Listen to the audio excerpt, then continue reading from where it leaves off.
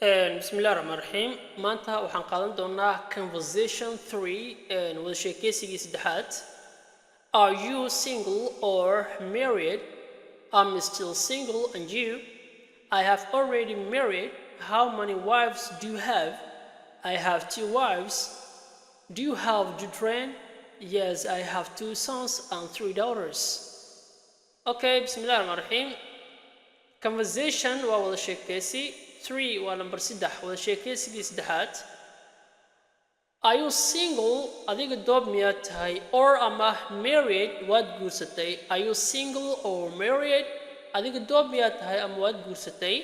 I'm still aniga weli single doob baan ahay. And you adigana? I'm aniga still weli single doob baan ahay. And you adigana? And you adigana? I have already married. I aniga have already goor hore ama mar hore married ayaan guursaday. I've already married. Hore ayaan guursaday ama goor hore ayaan guursaday. How many wives imisa xaas? How many wives imisa xaas do you have? Ayaad leedahay. How many wives do you have? Imisa xaas ayaad leedahay. I have waxaan leeyahay 2 wives. Laba xaas baan leeyahay. I have waxaan leeyahay 2 wives. Laba xaas baan leeyahay. Do you have ma leedahay children? Caruur miyaad leedahay? Children waa caruur. Yes, I have waxaan leeyahay 2 sons. Laba iyaar ama laba wiil baan leeyahay iyo 3 daughters iyo 3 gabdho baan leeyahay. Daughters ama waxaad dhihi kartaa daughter. Mujida daughter.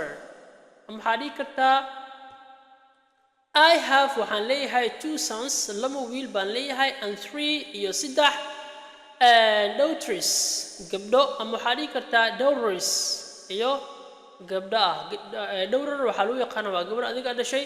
Son sidoo kale waa wiilka adiga dhashay. Waxaan leeyahay 2 wiil iyo 3 gabdho baan leeyahay. Kan waxaa leedahay daughters ama waxaa leedahay daughters. Okay, new words waa erey cusub. Single waa doob.